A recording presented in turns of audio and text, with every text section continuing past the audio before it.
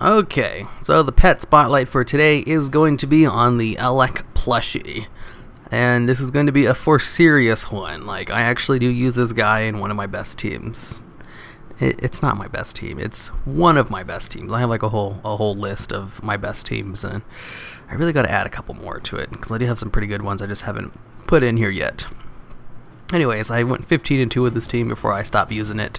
It's a really good team, and I went against a ton of meta games as well. And it's all thanks to the plushie. Now, where do you get a plushie? Well, you get it from Tailor. You can just make it with a tailor, or buy it off the auction house like I did. It's kind of expensive. I don't really know what kind of tailoring mats. I didn't look that up. I didn't think it would be that relevant because he's not that hard to get a hold of. Okay, so what's so great about the plushie? Well, itchin' for stitchin'. This is literally it. Well, yeah. Of all of his abilities, they're all useless, except itchin' for stitchin'. Itchin' for stitchin' allows you to bring your plushie in for a hug, which is basically a swap. He'll always swap to the pet that comes right after him, so he works very well with a lot of pets. Or Eater, I like him because he can basically have shell armor up 100% of the time if I have a plushie on my team. I'll explain that though in a little bit. So he's great because of his ability to switch out. There are other abilities in the pet battling game that allow you to switch out, but none that have no cooldown. They all have some kind of a cooldown attached to it. Usually it's a pretty long cooldown. Here, let me check out Feign Death. Yeah, we got Feign Death right here. 8-round cooldown. 8-round cooldown. I don't know if there's any other ones. Righteous Inspiration. They all have really long cooldowns for a free switch. Even Haunt. Haunt is a really good free switch ability. Although it's also like a really good dot too. Haunt is just a really good ability, but that even has like a 4-round cooldown, and it's more for like, you know, the dots and everything. Haunt is better than Itchin' for Stitchin', but Itchin' in the Stitchin' has no cooldown, which is really good because the Elekk plushie also has the highest amount of health in the game at 2,537. The second highest health pet in the game only has around like 1,900. None of them go above 2,000. And Elekk, the Elekk plushie, goes over 2,000 by 500. So he has he has more than 500 more health than the second most tankiest pet in the game. And he's a magic type, so he can't be one-shotted. Even if your opponent does use a ridiculous one-shot move like the Starlet combo. Yeah. Starlet combos can one-shot pretty much any pet, except magic types, and of course, the plushie. Actually, if the plushie wasn't a magic type, you could probably get one-shot by the Starlet combo, because the Starlet combo hits really hard. Okay, so, the plushie, let's break this down. He's got a free switch with no cooldown. He has a crap ton of health and is a magic type, so he can't be one-shotted. So, how is this guy useful in an actual good team?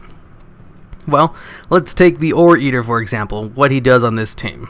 Basically, what I do is I'll start off, well, actually I usually start off with the Fiendish Imp if my opponent has Decoy, because Immolation gets rid of that.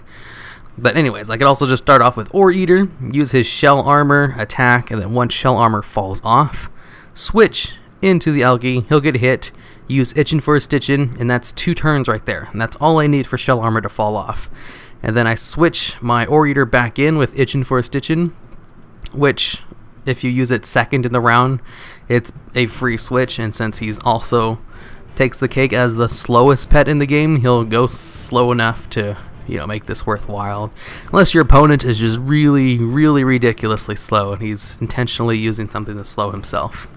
You'll go second in the round, which is what you want. Use Itchin' for the Stitchin' to go back into Ore Eater, who will then have shell armor back up because this only has a 5-round cooldown, and after 3 turns it goes away, so you have to wait 2 turns. And the turn you use to switch into plushie is 1.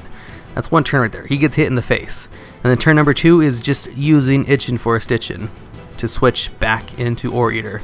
And those are the 2 turns where shell armor is gone. Then you just refresh shell armor, go to town not taking any damage while dealing out a crap ton. As soon as shell armor falls off, switch back into the plushie. He'll take 1 hit, use Itchin' for Stitchin', switch back into the Ore Eater without the Ore Eater getting hit, since the Elekk will get hit on the turn that it's switched in and on the turn that it's trying to switch out with Itchin' for Stitchin', which is what you want. Elekk, you just want him to take hits to the face.